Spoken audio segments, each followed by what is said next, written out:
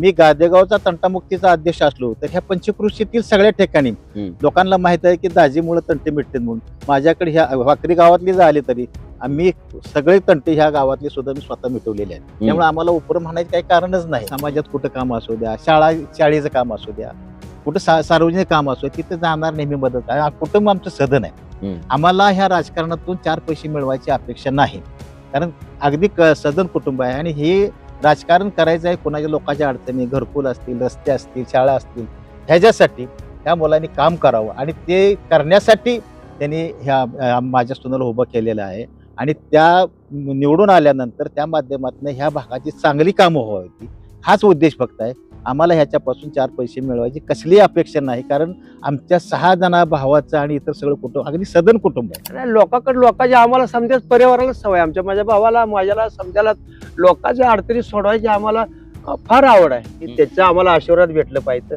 पण आज माझी जिल्हा परिषदला माझी सून उभा केलेली आहे, त्या माध्यमातून सुद्धा आम्हाला पुढची कामं करायची आहे, ती चांगली लोकांना सेवा द्यायची आहे. आज कुठेही गेलं दाजी सून आहे म्हणल्यावर आता काय विचार करायची गरज नाही. आपल्याला फार सहकार्य केलेलं आहे. बोलवून चालवून एकमेका संमतीनं कुठं अडीने पोलीस स्टेशनचं काम, त्यावेळेस आम्ही कुठली पार्टी फिरटी कुठं बघत नाही. बांधाचं भांडण असलं, परिचार पार्टी असू द्या, भालके पार्टी असू द्या, तिथं जाऊन आम्ही ते मिटवणार, मिटवलेलं आहे. त्याच्यामुळं आम्ही ह्या सगळ्या पार्ट्याची एकरूप झालेलं आहे. हे गादेगावचे सबस्टेशन आणि खेड्याचं सबस्टेशन, आम्ही बावनकुळे त्या टायमाला ऊर्जा मंत्री होते म्हणून आम्ही बावनकुळ्याला फोनवर सुद्धा संपर्क साधायचो. बावनकुळे त्या टायमाला आमची ऊर्जा मंत्री असताना आम्हाला ताबडतोब ती 2 सबस्टेशन आम्हाला टाकून दिली.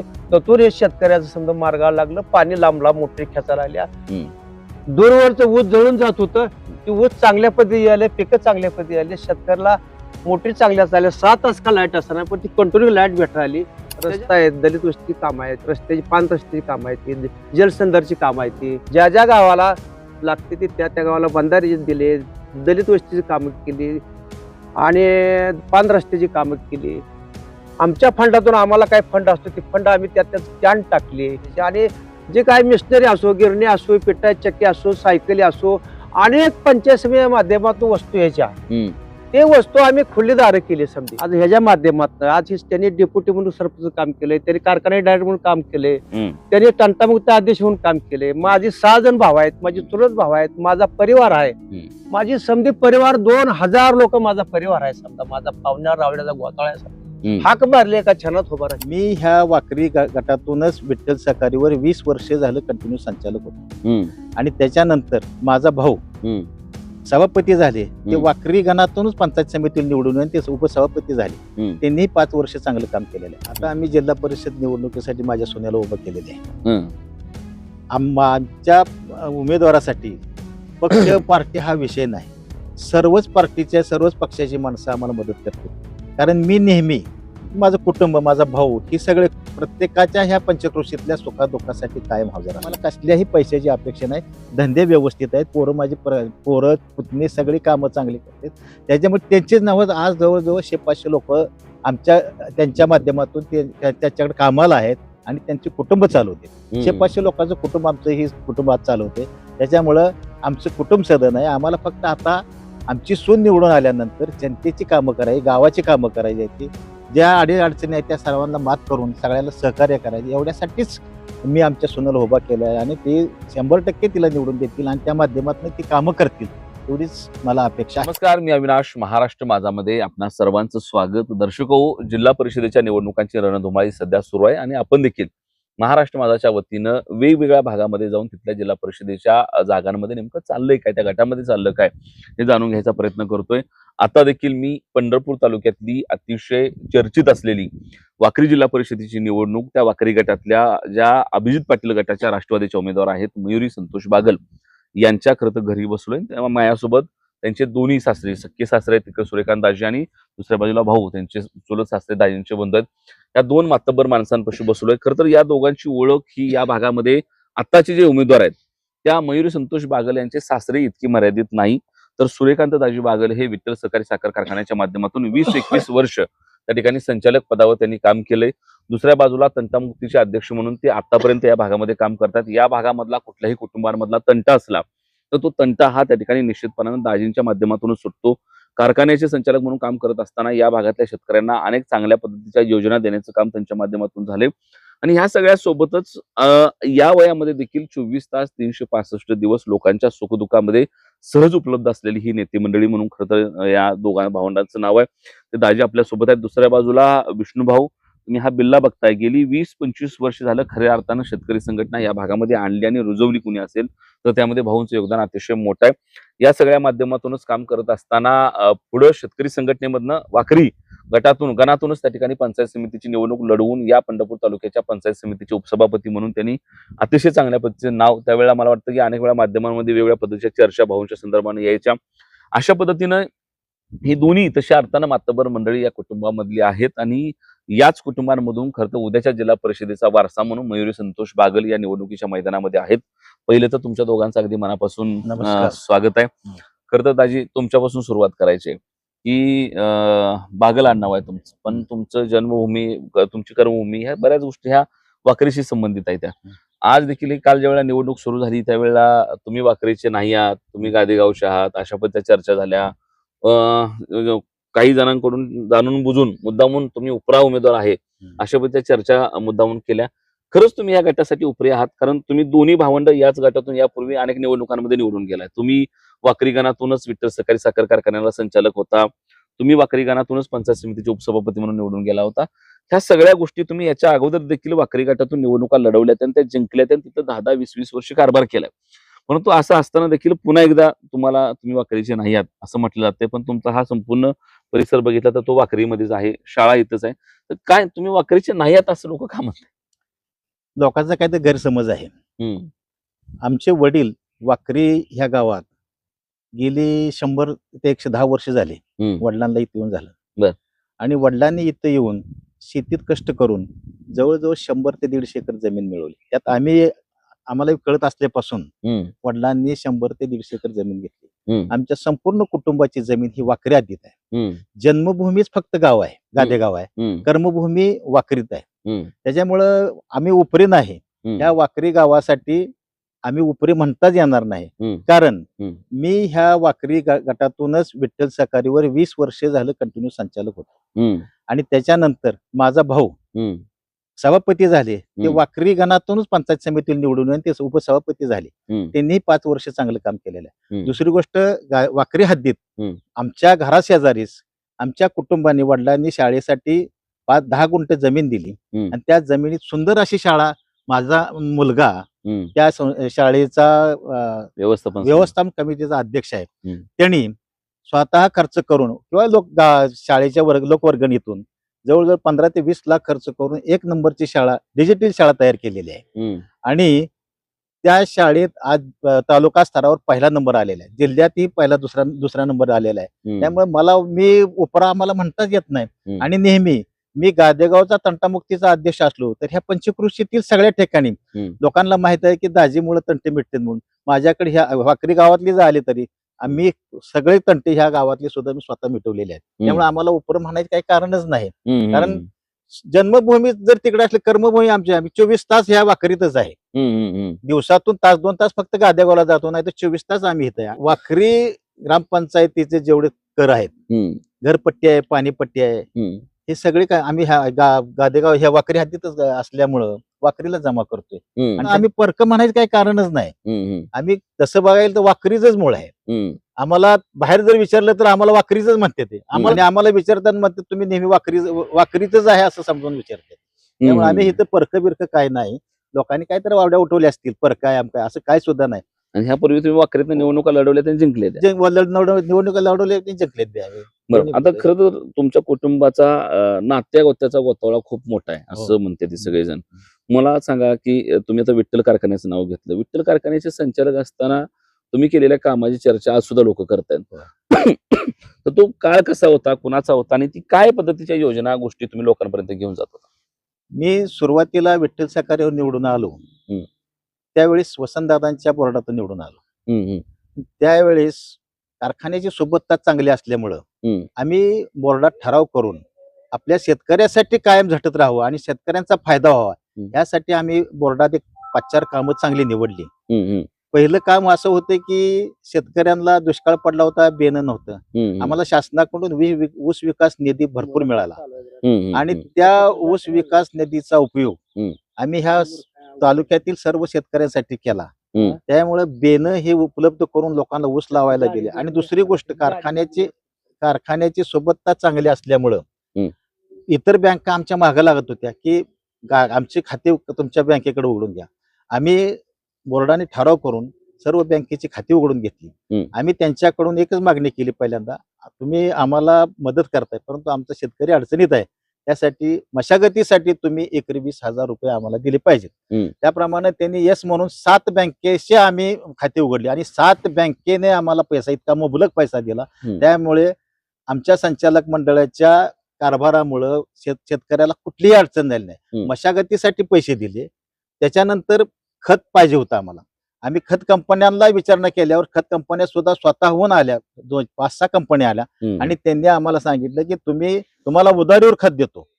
त्याप्रमाणे त्यांनी एकरी 10 पोत्याप्रमाणे संपूर्ण तालुक्याच्या शेतकऱ्यांना आमच्या ह्या बोर्डाच्या फायद्यामुळं संपूर्ण तालुक्यातल्या शेतकऱ्याला एकरी 10 पोती आणि त्या गेली 5 वर्षात कुठल्याही शेतकऱ्याला कुठलीही कमतरता आम्ही पडू दिली नाही. त्यामुळे विठ्ठल सहकारीचं उत्पादन फार मोठं वाढलं आणि ऊसाचं उत्पादन हे त्या वर्षापासून चांगलं शेतकऱ्यांना फायदा झालेला आहे त्याचा. खरं तर इथं तुमच्या वडिलांना कारभारी म्हणत होती आणि एक राबता असायचा. अनेक वेळा मला तुम्ही बऱ्याच वेळा बोलताना सांगितलं की इथं वडिलांकडं येऊन बरीच लोक शेती शिकली, शेती संदर्भाने गप्पा मारायची, आजूबाजूची लोक यायची, वावर असायचा इथं. तर ते काय कारभारी म्हणून त्यावेळेच्या काय आठवण येते, काय ते प्रसंग सगळे? काय होतं, वडील शेतकरी पिंड हा वडिलांचा. बैलाची कामं करणं, मजुरीची कामं करणं आणि मजूर गोळा करणं ही कला त्यांच्या अंगात होती. आणि दररोज लोक ती आमच्या वडिलांपाशी चर्चेला यायचं आणि त्यावेळेस ते लोक म्हणायला लागले कारभारी कारभारी असं त्यांचं नाव पडलं. ते आज तागायत आम्हाला कारभाऱ्याचीच मुलं म्हणून ओळखते ते. आणि आम्ही त्यावेळेस कसं होतं, रोजगारातला कारभारी म्हणून आमच्या वडिलांची ख्याती होती आणि ते नाव आज तागायत ते चालत आलेलं आहे. आम्हाला अजून कुठं बाहेर गेलं तर म्हणजे जुनी माणसं आहेत, समजा खेड घ्या, कवठळी घ्या, शेळवं घ्या, हे आम्ही हे कसं आहे 5 शिवरती आमची जमीन आहे. त्यामुळे ह्या 5-6 गावाचा कॉन्टॅक्ट असल्यामुळं कुठे गेलता तर कारभारच्या वस्तूवर गेलो, कारभाऱ्या संघ भेटून आलो. कारभाऱ्याचे खेड्याचे कारभारी होते, ते कारभारी आणि आमचे वडील कारभारी, यांच्यामुळे यांचा संबंध जास्त होता. त्या दोघांच्या ह्याच्यामुळे आमच्या वडिलांना कारभारी नाव पडलं, हे कायमस्वरूपी कारभारी नाव पडलेलं होतं. खरं तर आता ह्या जिल्हा परिषदेच्या निवडणुका सुरू आहेत. तुम्ही एकमेव असं कुटुंब आहे ज्या कुटुंबाच्या बाबतीमध्ये आम्ही जेव्हा ग्राउंड रिपोर्ट करतो किंवा लोकांमध्ये जातो त्यावेळेला असं बोललं जातं की त्या कुटुंबाला कुठल्या एका गटाचं किंवा पक्षाचं म्हणून लोक बघत नाहीत. हे कुटुंब सगळ्या कुटुंबांमध्ये चालतं किंवा हे कुटुंब सगळ्या पक्षामध्ये चालतं. ह्याचं काय कारण आहे? त्याचं कारण एकच आहे, त्याचा फायदा मला मोठा विठ्ठल सहकारी झाला. विठ्ठल सहकारीच्या टायमाला कारखाने थोडेच होते, त्यामुळे ऊसाची अडचण होती. ती लोक आमच्याकडे यायचे आणि आमचा हा कारभार सर्व पक्षीय आहे. आमचं एक पक्ष म्हणून कुठला नाही. आम्ही सर्व पक्षाच्या माणसाची कामं केली आणि सर्व पक्षाच्या माणसं आमच्या बरोबर आहेत. त्यामुळे एक पक्ष हा आमच्याकडे कुठलाच नाही. पक्ष हा पार्टी म्हणून काम करत होतो आम्ही, परंतु पक्ष विहाकार हे सगळे आमच्याकडे बघताना, आमच्या घराकडे बघताना पक्ष पार्टी म्हणून बघत नाही. एक जिव्हाळ्याचा संबंध असणारी माणसं आम्ही तयार केलेली ते, त्याच्यासाठी लोक आम्हाला नेहमी सहकार्य करते ते आणि आम्ही बी त्यांना सहकार्य केलेलं आहे. आता आज लोकांमध्ये जात आहे त्यावेळेला वेगवेगळ्या भागामध्ये तुम्हाला परिचारकांचे गट भेटत असेल, भालकेंचा गट जो तुमचाच गट होता तो भेटत असेल, अमित पाटलांचा गट आहे, काय म्हणते ही लोक? तुम्ही आता एवढ्या पुन्हा इतक्या गतीने खाली लोकांमध्ये जाताय, रोज असताच तुम्ही.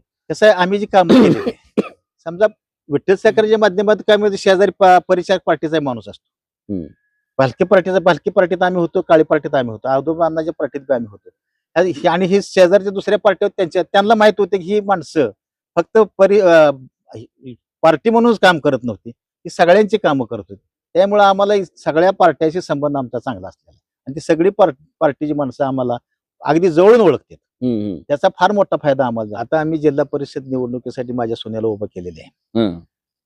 आमच्या उमेदवारासाठी पक्ष पार्टी हा विषय नाही, सर्वच पार्टीच्या सर्वच पक्षाची माणसं आम्हाला मदत करते. कारण मी नेहमी माझं कुटुंब, माझा भाऊ, ही सगळे प्रत्येकाच्या ह्या पंचक्रोशीतल्या सुखादुःखासाठी कायम हजर असतो. कोणाची मयत असो, धन असो, किंवा लग्नाचं कार्य असो, सुखादुःखाच्या कामाला आमचं कुटुंब नेहमीच असते. आणि आज तागायत आम्ही त्यांची कामं करतच राहतोय.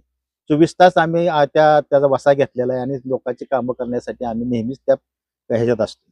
त्याच्यामुळं आज प्रचारात जर आम्ही गेलो, मग कुठल्या बालकी पार्ट्या असू द्या, परिचारक पार्ट्या असू द्या, काळी पार्ट्या असू द्या, आज आमच्या अभिजित पार्टी असू द्या, हे सगळे नेहमी दाजी तुमची सून आहे म्हणल्यावर आम्हाला पक्ष पार्टी काय नाही, आम्ही तुम्हालाच मत देणार, असं आज चर्चा केली जाते. आणि तुम्ही बघा इलेक्शन मध्ये काय होतंय ते, लोक आम्हालाच मत देणार, पार्टी म्हणून नाही. पार्टी हा विषय वेगळा आहे, परंतु जिव्हाळ्याचा संबंध आमच्या सगळ्या पार्टीच्या असल्यामुळं लोक आम्हालाच मत देणार. ते होऊन सांगतील दाजी तुम्ही आलाय, तुम्ही यायची सुद्धा गरज नाही, आम्ही तुम्हालाच मत देणार, ऐकून आहे आम्ही सगळं. त्याच्यामुळे तुम्ही विचार करायची गरज नाही, अशा सगळ्या मतदाराच्या तोंडातून ही उद्गार येतात. आणि त्याच्यामुळं आपलं सीट हे 100% निवडून येणार, त्यात काही वादच नाही, बहुमताने निवडून येणार. कारण हे सगळ्याच पार्टीचं प्रेम आपल्यावर आहे.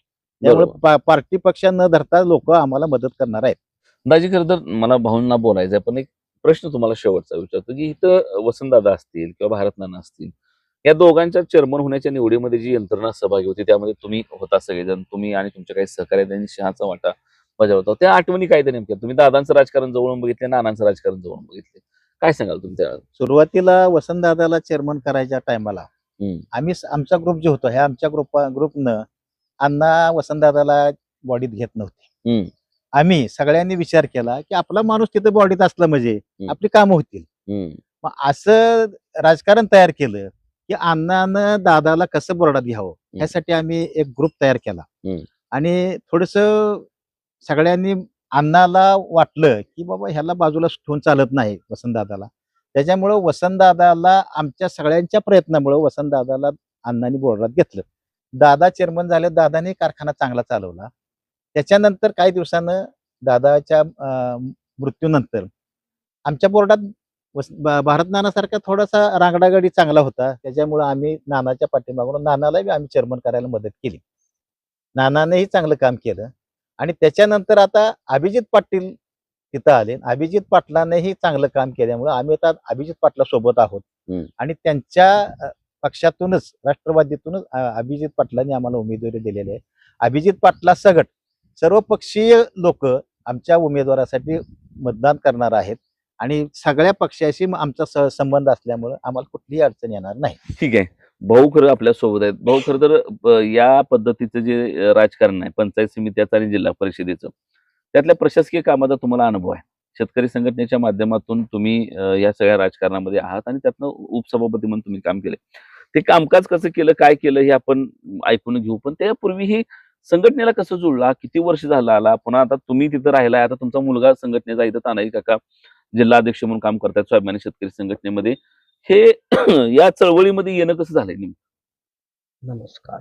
ह्या चळवळीमध्ये आम्ही जवळजवळ 20-25 वर्षे राजीव शेट्टी संघ, या त्याला इंदापूरचं आंदोलन झालं, कराडचं आंदोलन झालं, बारामतीचं आंदोलन झालं. तो सांगली जिल्ह्यातनं कोल्हापूर जिल्ह्यातनं इकडे तो आले. आणि आपल्या सोलापूर जिल्ह्यात आल्यानंतर आपल्या शेतकऱ्याबद्दलचे ते बोलत होते. ऊस काटा कशी मारतेत, रिकोरी कशी मारतेत, शेतकऱ्याला कशी फसवतेत. तेव्हा आमची जागृती झाली. आम्ही अज्ञानात फसत होतो. आम्हाला कोणालाच काही कळत नव्हतं. किंवा दर त्यांच्या सांगली जिल्ह्यासोबत त्याला कारखान्याने, गुंड लोकांनी त्याला हान मार करून श्राम हाकंती, त्या जुन्या काळामध्ये त्यांची 500 रुपये दर त्या ठिकाणी होता. त्यांनी आज 3600 ते 3800 पत्र दर आहेत त्यांच्या संदर्भातच आहेत. अजून सुद्धा तिथं शेतकरी संघटना स्वामी आक्रमकच आहे त्या ठिकाणी. आणि आता प्रत्येक वर्षाला आज एसआय ऊस परिषद झाली, त्या ठिकाणी ऊस परिषदेतून जाहीर दर होते. इथं तुम्ही कसं वावर असा तुमचा शेतकरी संघटनेत? इथं काय केलं तुम्ही? आंदोलन केली का? काय आठवणी आहेत? खासदार इथे आल्यानंतर, प्रवेश झाल्यानंतर खासदारच्या मार्गदर्शनाखालीच आम्ही विचारतो त्यांना, साहेब असं असं आमच्यात दूट होती, असं असं करतात लोक, हे कारखानदार आम्हाला उमजू देत नाही, ते कळू देत नाही. तर खासदारने आम्हाला मिळाले त्या ठिकाणी, तुम्ही गोळा करा, माझा परिवार समजा, माझा जवळजवळ माझा भाव आज ह्याच्या माध्यमातून आज त्यांनी डेप्युटी म्हणून सरपंच काम केलंय, त्यांनी कारखाना डायरेक्टर म्हणून काम केलंय, त्यांनी तंटामुक्त अध्यक्ष म्हणून काम केलंय. माझे 6 जण भाव आहेत, माझे चुलत भाव आहेत, माझा परिवार आहे, माझी समधी परिवार 2000 लोक माझा परिवार आहे समजा, माझा पाहुण्या रावड्याचा गोताळा आहे समजा. हाक मारली एका क्षणात उभा राहते ती. आज पहिल्यांदा त्याने आम्ही आंदोलन पुकारलं, आज येच म्हणलं का ती समधी हजर राहते. हो, खरं तर तुम्ही शेतकरी संघटनेमधूनच पंचायत समितीला वाकरी गणातून निवडून आला, तिथं उपसभापती झाला. त्या काळात तुमची ती उपसभापती पदाची कारकीर्द बरीच गाजली. आता आम्ही त्यावेळेला खरं तर लहान होतो, पण तुम्ही ज्या पद्धतीने काम करत होता त्याची चर्चा तालुक्यामध्ये बरेच. ते अनुभव काय आहेत तुमचे? ते अनुभव म्हणजे असं आहेत की त्या ठिकाणी मला गेल्यानंतर 4-6 महिने काय प्रशासन कळलं नाही. पण त्यात मी गेल्यानंतर मला हळूहळू ते कळायला लागलं. प्रशासन काय असतं, सभागृह कसं चालवायचं, काय कसं करायचं, किंवा जे काय आलेलं ते काय शासनाचं मानधन आहे, रस्ता आहेत, दलित वस्तीची कामं आहेत, रस्त्याची 5 रस्त्याची कामं आहेत, जलसंधारची कामं आहेत, ती बंधाऱ्याची कामं आहेत, ही कामं समधी अनुभवाला लागल्यानंतर मी काय केलं, ती कामं जे मला जेवढे करता येते ते माझ्या सभागृहात ठराव करून शिराच्या प्रत्येक ज्या ज्या गावाला लागते ते त्या गावाला बंधारे दिले, दलित वस्तीची कामं केली आणि 5 रस्त्याची कामं केली. आमच्या फंडातून आम्हाला काय फंड असतो ते फंड आम्ही त्यात स्टँड टाकले. आम्ही जर दुसऱ्याच फंड जर ती सुद्धा फंड आम्ही कारणे लावायचे, इतराच घेऊ शिना, पण कामं करायची समजायची. आणि जे काय मिशनरी असो, गिरणी असो, पिठा चक्की असो, सायकली असो, अनेक पंचायत समिती माध्यमातून वस्तू यायच्या, ते वस्तू आम्ही खुली दारं केली समधी. आणि ती समध्याला जोर बसताना आम्ही समध्या आमच्या जे काही सदस्य निवडणार त्या संदर्भात त्यांच्या संदर्भात त्या समध्या सदस्य माध्यमातून हे समध्याला वाटप केलं आम्ही आणि प्रत्येकाबद्दल पोचलो. माझा प्रपंच बघितला नाही, काय बघितलं नाही मी. आणि माझ्या परिवाराला एक मला आशीर्वाद होता समजा, माझ्या भावांचा, माझ्या कुटुंबाचा, माझ्या परिसराचा, समजाचा. म्हणून मी त्या ठिकाणी गेलो आणि देवाची कृपा होती मला. हे बादेवाचे सबस्टेशन आणि खेड्याचं सबस्टेशन आम्ही बावनकुळे त्या टायमाला ऊर्जा मंत्री होते. ऊर्जा मंत्र्याला आमचा एक मतानं ठराव जात होता. मला कोणी ठरावाला विरोध करत नव्हतं. सबस्टेशन म्हणजे समजा करताच आहे, मोठी चालायची नाही, त्या ट्रान्सफॉर्मर जळायचं. आज खेड्याला काय अवस्था होती, मोठी चालायला त्यावर पाणी येत नव्हतं. गादेगावला सुद्धा मोठी चालायला त्या ट्रान्सफॉर्मर जळायचं. रोज एमएससी लोक पळायचे, बागाय जळून जायचं, ऊस जळायचं लक्षात गेला. हे आम्हाला तळमळ शेतकऱ्याचे कळकळी आम्हाला वाटायचे की हे लय नुकसान मोठे आहे शेतकऱ्याचे. म्हणून आम्ही बावनकुळ्याला फोनवर सुद्धा संपर्क साधायचो आणि सभागृहात ठराव द्यायचा. सभागृहात ठराव, दुसऱ्या मिटिंगला सभागृहात ठराव उत्तर यायचं. बावनकुळे त्या टायमाला आमची ऊर्जा मंत्री असताना आम्हाला ताबडतोब की 2 सबस्टेशन आम्हाला टाकून दिली. तर हे शेतकऱ्याचं समजा मार्गाला लागलं. पाणी लांब मोठे खेचायला लागल्या. दूरवरचं ऊस जळून जात होतं, ते ऊस चांगल्या पद्धती आले, पिकं चांगल्या पद्धती आले. शेतकऱ्याला मोटरी चांगल्या चालल्या. 7 तास का लाईट असताना पण ती कंटिन्यू लाईट भेटायला आली. त्याच्यामुळं त्या लोकांनी मोठा दिलासा भेटला गोरगरीब शेतकऱ्याला आणि 4 पैसे त्याला भेटले. तुमचं माझं आज 75 वय आहे. माझं 75. थोरलं कोण आहे दोघात? मी थोरला. आणि मग दाजीचं किती आहे? दाजींचं 65-70 असेल. 71 आहे. 70. हा, 71 आहे. आता घरात गाडी चालवताय तुम्ही अजून 75 वर्ष? चालवते गाडी. काय गाडी काय, मला सेकंडरी 100 वर्षाची गाडी सेकंडरी लोक होती. तेव्हा पेट्रोलच्या गाड्या होत्या, कार्बोरेटरच्या. जुन्या काळात आम्ही शेती करत होतो त्या टायमाला आमच्याकडे पेट्रोल गाडी होती, टपड्याच्या गाड्या असायच्या, कोणत्या गाड्या नव्हत्या. त्या टायमाला मी गाडी शिकलेला आहे. बरं, आता ही लोकात काय असतं, दिवसभर तुम्ही इकडे तिकडे कुठे आम्हाला गाठ पडताय माणसं, काय लोकात गेल्याशिवाय दम निघत नाही. लोकांच्या आम्हाला समजाच परिवाराला सवय, आमच्या माझ्या भावाला माझ्याला समजायला लोकांच्या अडचणी सोडवायची आम्हाला फार आवड आहे. आणि आम्ही पोट तिडकीत चांगल्या पद्धतीने आम्ही काय कारखानदार आहे का, आम्ही कुठला काय काट मारतो का, रिकोऱ्या मारतो का, काय करतोय आम्ही सरळ मार्गी माणसं आहे. आम्ही लोकांची कामं करणारा, आम्हाला एक बाबा त्याचं एक सवय आहे, आम्हाला ती लोकांची कामं झाली पाहिजे, त्याचं आम्हाला आशीर्वाद भेटलं पाहिजे. कोणत्या आज माझी जिल्हा परिषदला माझी सून उभा केलेली आहे, त्या माध्यमातून बसून आम्हाला पुढची कामं करायची आहे, ती चांगली लोकांना सेवा द्यायची आहे. त्याची खरं तर भाऊनी खरं तर सांगितलं, भाऊंची ती एक भाषणाची बोलण्याची शैली पद्धत आहे. मला तुम्ही सांगा की आता 71 वय आहे तुमचं, ही दिनचर्या दिवसभर कशी राहते आणि ह्या सगळ्या ह्याच्यामध्ये तुम्ही इतके व्यस्त असता, मागं मुलं तुम्हाला कशा पद्धतीने मदत करतायत? तानाजी काका आहेत, तुमचा मुलगा संतोष आहेत, अजून बाकीची मुलं आहेत, ती बरीच कोण राजकारणात आहे, कोण संस्था बघतंय, कोण उद्योग व्यवसाय बघतंय. तर हा सगळा परिवार नेमका कसा चालतो आणि ह्या अशा पद्धतीच्या उद्योग व्यवसायातल्या प्रपंचावर ध्यान असलेल्या, प्रपंच नीटनेटका करणाऱ्या परिवारानं उद्या हे निवडणुकीत जायचा निर्णय घेतलाय, त्या जिल्हा परिषदेत निवडून पाठवायचा निर्णय घेतलाय, तर ही कसं बांधायची, नेमकं काय गणित डोक्यात असते? आज माझं वय वर्ष 71 चालू आहे. बर. मला लहानपणापासून जनसेवेची आवड आहे. माझ्या कुटुंबालाच आवड आहे सगळी. माझा थोरला भाऊ असू द्या, माझे धाकटे भाऊ असू द्या, एकमेकाचा अनुकरण करून आम्ही हे प्रपंच करतोय. हम्म. दररोज आम्ही सकाळी लवकर उठून पहिल्यांदा आमच्या शेतीची कामं बघतो. हम्म. त्याच्यानंतर 8 ते 10 वाजले की लोक आमच्याकडे येतात आणि ही मला ही सवय असल्यामुळं लोकांची कामं माझ्याकडे नेहमी येणार अडचणीसाठी लोक येतात. हम्म. ही माझं कुटुंबातली मुलं सुना ही सगळं बघतात आणि त्याचाच वारसा घेऊन आता आम्ही वडिलांचा वारसा घेतला. वडील सुद्धा असंच करत होते. वडिलांकडे असे लोक यायचे, त्यांचं बघून आम्ही शिकलो. हम्म. आमचं बघून आता आमच्या सुना मुलं ही शिकलेत आणि आता असं झालंय म्हणले आता असं झालंय आम्ही जे कामं केले ते आमच्या मुलांनाही माहीत झाले. त्यामुळे मुलं आमच्यापेक्षाही जास्त पटीनं लोकांची कामं करतात. हम्म. आज समाजात कुठं काम असू द्या, शाळेचं काम असू द्या, कुठं सार्वजनिक काम असू द्या, तिथं जाणार नेहमी मदत आहे. कुटुंब आमचं सदन आहे. हम्म. आम्हाला ह्या राजकारणातून 4 पैसे मिळवायची अपेक्षा नाही, कारण अगदी सदन कुटुंब आहे आणि हे राजकारण करायचं आहे कोणाच्या लोकांच्या अडचणी, घरकुल असतील, रस्ते असतील, शाळा असतील, ह्याच्यासाठी ह्या मुलांनी काम करावं आणि ते करण्यासाठी त्यांनी ह्या माझ्या सुनाला उभं केलेलं आहे आणि त्या निवडून आल्यानंतर त्या माध्यमातून ह्या भागाची चांगली कामं व्हावी हाच उद्देश फक्त आहे. आम्हाला ह्याच्यापासून 4 पैसे मिळवायची कसलीही अपेक्षा नाही, कारण आमच्या 6 जण भावाचं आणि इतर सगळं कुटुंब अगदी सदन कुटुंब आहे. आम्हाला कसल्याही पैशाची अपेक्षा नाही. धंदे व्यवस्थित आहेत. पोरं माझी पोरं पुतणी सगळी कामं चांगली करतात.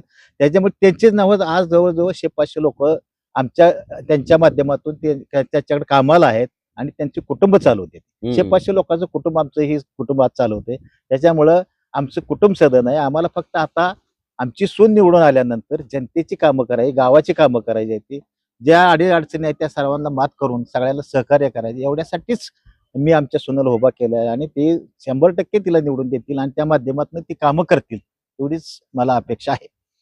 खरं तर हे वाक्य फार महत्वाचं आहे की निवडणुकांमध्ये येऊन निवडणुका लढवून आपल्याला निवडणुकींना पैसे कमवायचे किंवा पैसे काढायचे, कारण ऑलरेडी तुमच्याकडे प्रचंड चांगली परिस्थिती इथं आहे आणि ही फार महत्वाची असते. म्हणजे बऱ्याच वेळा असं होतं की लोक डोळ्यासमोर निवडणुका पैसे कमवण्याच्या उद्देशाने ठेवतात, परंतु मूळ हे कुटुंब सदन असल्यामुळं आणि मुळातच चळवळीचा वारसा, लोकांसाठी झटण्याचा वारसा असल्यामुळं या निवडणुका जिंकाव्या आणि त्यातनं पैसे उभा करावे ही परिस्थिती निश्चितपणाने नाही. मी म्हणालो तसं वेगवेगळे मुद्दे या सगळ्या निवडणुकीच्या भोवती दाजी फिरतायत. खरं तर हे कुटुंब गेले अनेक वर्ष वाकरीमध्ये राहतं. ही माझ्या समोर मी जिथं बसलोय मुलाखतीला तिथं वाकरीची जिल्हा परिषदेची शाळा ही बागलांच्या शेतामध्ये आहे. इथलं जे टपालाचं पोस्ट आहे वाकरीमधलं ते बागलवस्तीच्या नावानं आहे आणि सगळ्यात महत्वाचं म्हणजे इथले घरपट्ट्या, पाणीपट्टी सगळं तुम्ही या वाकरीमध्ये करत असून सुद्धा काही लोक जाणीवपूर्वक मुद्दामून तुम्ही इथले नाहीत अशा पद्धतीचा जो प्रचार करतायत त्याला ही मोठी चपराक आहे. कारण हे कुटुंब वाकरी गावात स्थित आहे. त्यांची 100-150 एकर शेती भावंडाची पासा इथं आहे आणि इथं मोठ्या प्रमाणामध्ये कर हे वाकरी ग्रामपंचायतला कालच्या मला वाटतं या अनेक वर्षापासून भरत आले. त्यामुळं तशा अर्थाने हे वाकरीमधलं कुटुंब गादीगावशी बागल असले तरी आणि गंमत अशी आहे दाई तुम्हाला खरं तर तुम्ही वाकरीचं आहे का नाही सांगायचीच गरज नाही, कारण तुम्ही गादेगाव असेल, वाकरी असेल, बंडिशेगाव असेल, कवटाळी असेल, शिरडून असेल, कुरोली असेल, मी या भागात बऱ्याच ठिकाणी निवडणुकीच्या निमित्तानं आमच्याच गावचं म्हणते, तुमच्याच गावचं असल्यासारखं बंडिशेगावला आमच्याच गावचं म्हणते, वाकरीला गेलो आमच्याच गावचं, खेडबाळवण्याला गेलो तर कारण हे आमचं 5 शिवर आम्ही राहतोय. हा आणि त्यामुळे कुठेतरी ही जी त्यांची सगळी सोबत आणि ह्यातून जे लोकांमध्ये जरी आणाय, कारण हा माणूस 75 वर्षाचा आहे आणि हा माणूस 71 वर्षाचा आहे. 75 आणि 71व्या वर्षी ही माणसं स्वतः 4 चाकीची गाडीचा ड्रायव्हिंग करत मला अनेक ठिकाणी कित्येक वेळा सकाळी मध्ये कोणा मातीला दिसते, धनियाला दिसते, लग्नात गाठीपैठी होते. त्यामुळे कुठेतरी सतत 24 तास 365 दिवस फक्त राजकारण आलंय म्हणून लोकांमध्ये जायचं, त्याचं काहीतरी कंटेंट काढायचा, ते लोकांना दाखवायचं, आम्ही लोकांसाठी कामं केली म्हणायची, याच्याऐवजी 24 तास लोकांसाठी राबायचं आणि त्याचा कधी गववाही करायचं नाही अशा पद्धतीचं हे कुटुंब त्या ठिकाणी सतत लोकांसाठी राबते. सुरेदाईंनी सांगितलं की विठ्ठल सहकारी साखर कारखान्याच्या माध्यमातून ज्या पद्धतीनं त्यांनी लोकांसाठी अनेक पद्धतीचे उपक्रम राबवले आणि सगळ्यात महत्वाचं म्हणजे या कुटुंबाकडे आज देखील मी ज्यावेळेला या वाकरी गाणामध्ये किंवा गटामध्ये फिरतो त्यावेळेला कुणीही पक्षाच्या चष्मेतून बघत नाही. मालकींच्या कुटुंबामध्ये यांच्याबद्दल एक आत्मीयता आहे, वारसा आहे, त्यांच्या गाठीभेटी संपर्क असतो. परिचार गटासोबत यांचं चांगलं जमतं बसणं उठणं आणि तो एक वारसा अतिशय चांगला आहे. काळे गटाच्या निर्मितीमध्ये आणि बऱ्याच गोष्टींमध्ये तुम्ही असल्यामुळे तिथेही संपर्क अतिशय चांगला आहे आणि अभिजित पाटील गट तर अतिशय मनापासून या संपूर्ण परिवारावर प्रेम करतो. त्यामुळे कुठेतरी इथल्या बागल कुटुंबाला सगळ्या पद्धतीच्या लोकांची मदत होणार आहे आणि राजकारणाच्या पक्षाच्या गटातटाच्या पलीकडे हे कुटुंब निश्चितपणाने असणार आहे. त्याचा फायदा जो ह्यांनी पाठीमागचे 20-30 वर्ष भावंडांनी या राजकारणामध्ये जे पेरले ते यांच्यासाठी निश्चितपणाने उगवणार आहे असं चित्र आज तरी दिसतंय. भाऊंचं काम अतिशय मोठं आहे. पंचायत समितीच्या माध्यमातून त्यांनी केलेली कामं लोक अजून देखील ग्राउंड रिपोर्टच्या माध्यमातून आपल्याशी बोलतायत. शेतकरी संघटना खऱ्या अर्थाने इथं रुजवण्याचं काम भाऊनी केलं. मग इथं त्या ठिकाणी यांचे चिरंजीव तानाजी काका बागल हे त्या ठिकाणी शेतकरी संघटनेचे जिल्हाध्यक्ष म्हणून काम करतायत. त्यांच्यासोबत अनेक सहकारी आहेत. समाधान पाटील असतील, सचिन पाटील असतील शेतकरी संघटनेचे. ही बरीच यंत्रणा खरं भाऊंच्या सोबत इथं तयार झाले आणि मग या सगळ्यांच्या माध्यमातून खऱ्या अर्थाने इथं लोकांचे जे मूलभूत प्रश्न आहेत, मग तो ऊसाचा प्रश्न असू द्या, पाण्याचा प्रश्न असू द्या, पीक विम्याच्या संदर्भातले प्रश्न असू द्या, साखर कारखान्याच्या माध्यमातून संस्था चांगल्या चालण्याचे प्रश्न असू द्या, या सगळ्या गोष्टींमध्ये या कुटुंबाने अतिशय चांगलं काम केले आणि स्वतः हे करत असताना स्वतःची आर्थिक सोबतता, व्यवसाय, शेतीपाणी याकडे लक्ष देत जवळपास 500 कुटुंबांना रोजगार देण्याचं काम देखील ह्या कुटुंबाने केले. आज या मतदारसंघामध्ये हे अभिजित पाटील यांच्या गटाकडून राष्ट्रवादी घड्याळ या चिन्हाची उमेदवारी आहेत आणि ते फक्त अभिजित पाटील गटाचे उमेदवार आहेत म्हणून खूप स्ट्रॉंग आहेत असं नाही. तर यांचा जो सगळ्या पक्षामध्ये असलेला जो संपर्क आहे, कारण लोक गाठीभेटी घेतायत, येऊन सांगतायत की आम्हाला प्रचारासाठी तिकडे फिरावं लागलं तर देखील मदतीला आम्ही तुमच्या सोबतच असणार आहे. ह्या सगळ्या ज्या गोष्टी ह्या कुटुंबाच्या बाबतीमध्ये घडून येत आहेत त्या कुटुंबासाठीच्या कामाला आहेत. आणि दुसरं महत्वाची गोष्ट म्हणजे पूर्ण वेळ राजकारणामध्ये, पूर्ण वेळ समाजकारणामध्ये असल्यामुळे जो लोकांशी नातं तयार झाले ते यांच्या पाठीशी त्या ठिकाणी खंबीरपणानं उभं राहिलेलं चित्र बघायला मिळते. आणि त्याहून महत्वाचं म्हणजे या कुटुंबाबाबत जर समोरच्या उमेदवाराला कुठला धसका असेल तर म्हणजे ह्या कुटुंबाची एकी, या कुटुंबामध्ये 100 पोरांची संख्या आहे, जी अतिशय सक्षमपणे आज मैदानावर काम करते. ही सगळी कुटुंब आर्थिकदृष्ट्या अतिशय संपन्न आहे ती. आणि सगळ्यात महत्वाची गोष्ट म्हणजे यांचं नातं गोतं या वाखरी जिल्हा परिषद गटासोबतच या तालुक्यामध्ये इतकं मोठ्या प्रमाणामध्ये आहे. त्यामुळे अर्थातच समोरच्या उमेदवाराला बरीच वड ही त्या ठिकाणी निश्चितपणानं काढावी लागणार आहे. मुद्दा राजकीय असला आणि त्यातनं फायदा होत असला तरी तुमच्याशी बोलून तुमच्यासोबत पाठीमागच्या थोड्याशा तुमच्या आठवणी आम्हाला घेता आल्या, बोलता आल्या, तुम्ही वेळ दिला त्याबद्दल तुमच्या दोघाही भावंडांचं मनापासून आभार. नमस्कार. धन्यवाद. धन्यवाद.